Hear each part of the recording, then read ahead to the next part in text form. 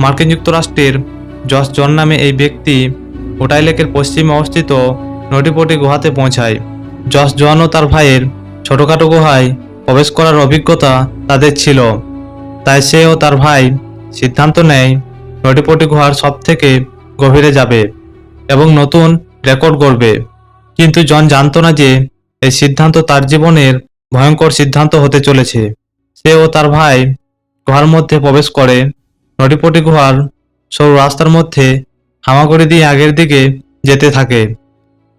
কিন্তু জন ও তার ভাই রাস্তা ভুল করে নটিপটি গুহার ভয়ঙ্কর রাস্তার মধ্যে প্রবেশ করতে থাকে, যে রাস্তাতে আজ পর্যন্ত কেউই যায়নি।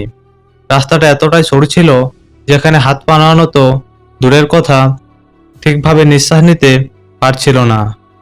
বলা যেতে পারে তার ভাগ্যটা এতটাই খারাপ ছিল যে এত সরু রাস্তার মধ্যে উল্টো করে আটকে যায়, পাগুলো উপরের দিকে আর মাথাটা নিচের দিকে।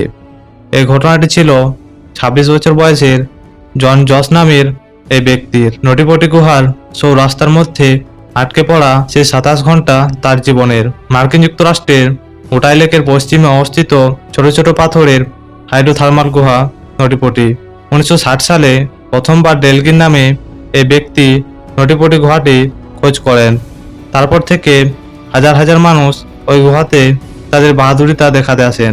নটিপটি গুহাটি সরু রাস্তা ও পিচ্ছিল থাকার কারণে গুহাটি মানুষের কাছে খুবই জনপ্রিয় ছিল। গুহার মধ্যে যাওয়ার কেবলমাত্র একটি রাস্তা ছিল, রাস্তাটি ছিল মাত্র 30 ইঞ্চি চওড়া, তাই এই গুহার মধ্যে সবাই প্রবেশ করতে পারতো না। যাদের কোমর ও ছাতি 30 ইঞ্চির কম তারা এই গুহাতে প্রবেশ করতে পারত।